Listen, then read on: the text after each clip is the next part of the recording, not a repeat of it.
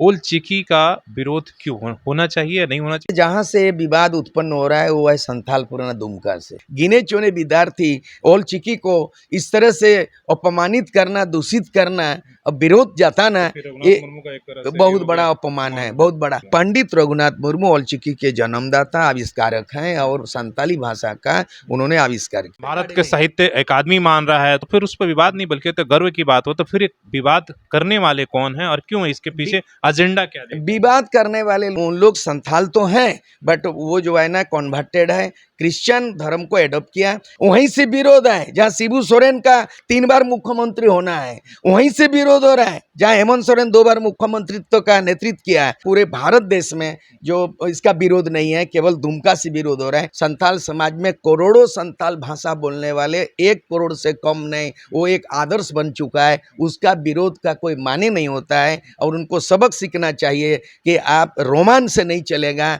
देवनागरी से नहीं चलेगा, आप चलेगा संताली भाषा का साहित्य केवल ओल चिकी से चलेगा। नमस्कार, सोशल संवाद में स्वागत है। मैं शशि भूषण। आज हम बात करेंगे ओल चिकी लिपि के लेकर, और आप देख रहे हैं कि जो संथाल में खासकर संथाली बोलने वाले लोगों का जो एक लिपि है, ओल चिकी है, इसको लेकर कहीं ना कहीं कुछ लोगों ने इसका विरोध किया है कि भाई संथाली ओल चिकी में नहीं बल्कि देवनागरी में, रोमन में, तमाम इस तरह के लेकर। लेकिन जो बहुत सारे ऐसे जो संथाली भाषा को जानने वाले हैं, जो संथाल ट्राइबल है, उनका कहना है कि ये हमारा मूल लिपि है। हम बात करेंगे, हमारे साथ सूर्य सिंह बेसरा है। इनका एक परिचय है कि झारखंड आंदोलनकारी हैं, एक एमएलए हैं, लेकिन इसके साथ ही संथाली भाषा में इन्होंने कई किताबों का अनुवाद किया है।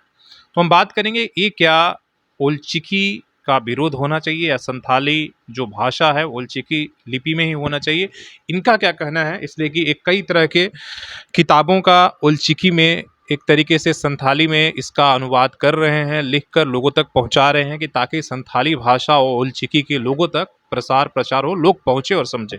सबसे पहले सवाल वही से, ओल चिकी का विरोध क्यों होना चाहिए या नहीं होना चाहिए, और ये पूरे विवाद को आप किस तरीके से देखते हैं? ये विवाद का ना जड़ है ना गढ़ है, एक बवंडर खड़ा किया है। और कहाँ से, जहाँ से विवाद उत्पन्न हो रहा है वो है संथाल पुराना दुमका से, और तथाकथित कुछ विद्यार्थियों द्वारा बोलवाया गया। जब उनके तह तक हम लोग उसके तदंत किया, उनका पता चलाया, तो वो क्रिश्चियन कम्युनिटी से बिलोंग करते हैं। संथाल समाज बहुत बड़े समाज हैं। झारखंड में करीब 30 लाख आबादी है। केवल पूरे भारतवर्ष में 1 करोड़ से ज़्यादा संथाली भाषा बोलने वाले। संथाली भाषा की मान्यताएं जो है ना, भारत का संविधान के 8वें अनुसूची में 22 दिसंबर 2003 को हुई। मतलब भारतीय जितने भाषा हैं, संथाली, मुंडारी, कुड़ुक, माने संथाली भाषा, संस्कृत है, जितने गुजराती, मराठी, उन 22 भाषाओं में संथाली भाषा भी सूचीबद्ध हो गया। भारत का संविधान में सम्मान मिला। अब 2003 हो गया, बहुत दिन हो चुका है। और उसके बाद जो है ना, इसका लिपि का आविष्कार 1925 में हुआ। पंडित रघुनाथ मुर्मू ओल चिकी के जन्मदाता आविष्कारक हैं और संताली भाषा का उन्होंने आविष्कार किया। इसके पहले भी संताली लिपि का प्रयास हुआ, उसका पश्चिम बंगाल से साधु रामचंद मुर्मू। तो साधु रामचंद मुर्मू जो संताली भाषा के लिए लिपि आविष्कार किया है, और इनका दोनों को तुलनात्मक अध्ययन किया गया, तो ज़्यादा ऑथेंटिसिटी, ज़्यादा साइंटिफिक, ज़्यादा फोनेटिक, ज़्यादा इनको वैज्ञानिक रूप से इसको मानक माना गया ओल चिकी।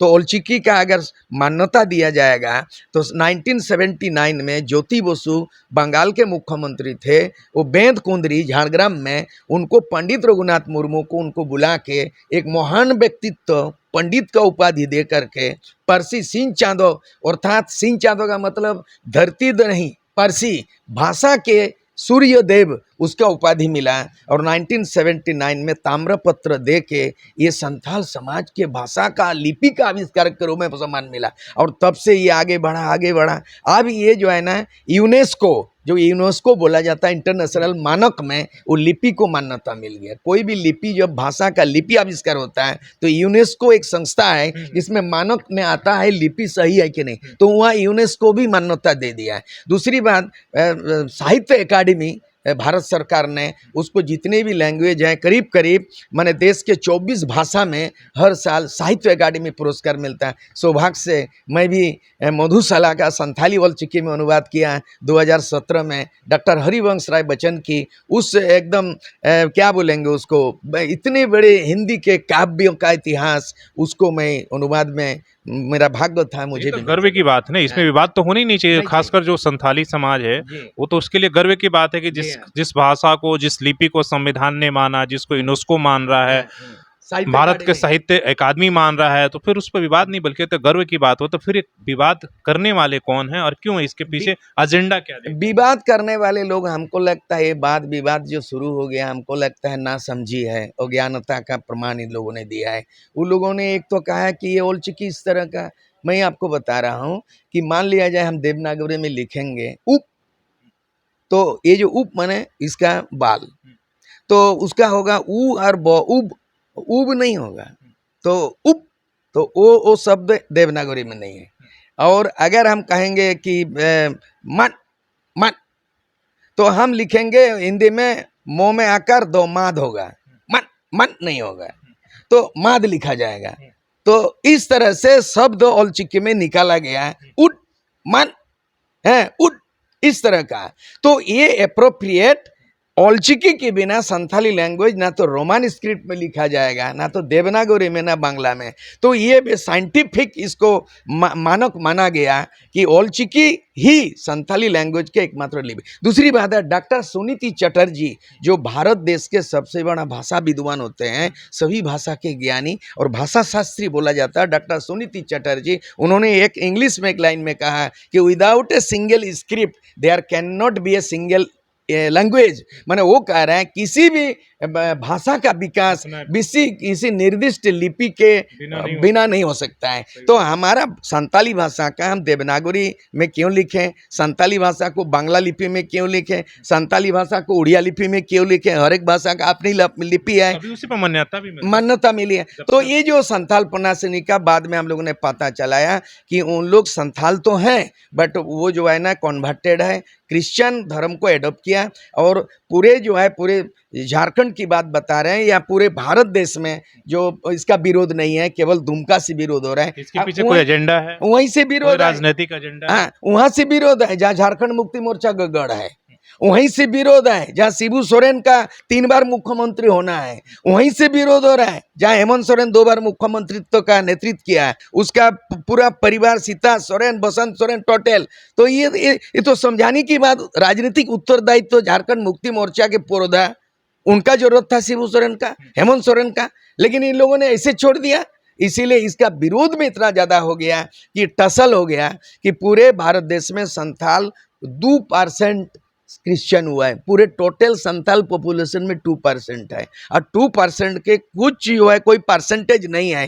गिने चुने विद्यार्थी ओलचिकी को इस तरह से अपमानित करना, दूषित करना और विरोध जताना ये बहुत बड़ा अपमान है, बहुत बड़ा। आज देख लीजिए रविन्द्रनाथ टैगोर पूरे देश में, दुनिया में 25 करोड़ बंगाली है कि वो गीतांजलि को इतना नोबेल मानता है। वो किसी बाइबल, किसी कुरान, गीता से कम गीतांजलि नहीं है बंगाली के लिए। और रविंद्र संगीत उनको एक पैर में खड़ा करके नृत्य सिखाया और एक पैर में खड़ा है गीतांजलि।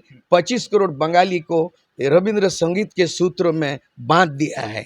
अगर संथाल का यूनिटी होगा, लैंग्वेज का विकास होगा, साहित्य का, लिपि का, तो उनको हमको देवता मानना है। जो ओलचिकी के आविष्कार पंडित रघुनाथ मुर्मू जो कल होने वाला है, जिसके नाम से कल उनका जयंती 118वां जयंती मनाया जाएगा, उसके नाम से कहीं फिनी फेस्टिवल, कहीं साहित्य सम्मेलन आदर्श बन चुका है। संथाल समाज में करोड़ों संथाल भाषा बोलने वाले, 1 करोड़ से कम नहीं, वो एक आदर्श बन चुका है। उसका विरोध का कोई माने नहीं होता है और उनको सबक सीखना चाहिए कि आप रोमान से नहीं चलेगा, देवनागरी से नहीं चलेगा, आप चलेगा संताली भाषा का साहित्य केवल ओलचिकी से चलेगा। चलिए, धन्यवाद आपका। तो आप सुन रहे थे सूर्य सिंह बेसराय, संथाली भाषा को लेकर काफ़ी काम कर रहे हैं।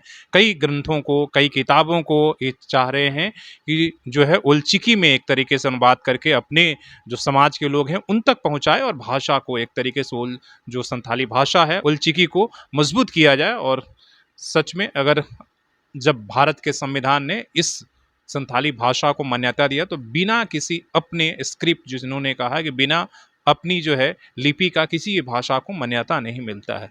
अगर आप देवनागरी और किसी अन्य भाषा में लिखेंगे तो फिर उस भाषा के महत्व कम हो जाएंगे, फिर उस संविधान में या भाषा के रूप में उसे नहीं माना जाएगा, सिर्फ वो बोली के रूप में रहा जाएगा। तो अपने सहयोगी शेष राम मूर्ति के साथ शशि भूषण, सोशल संवाद न्यूज, झारखंड।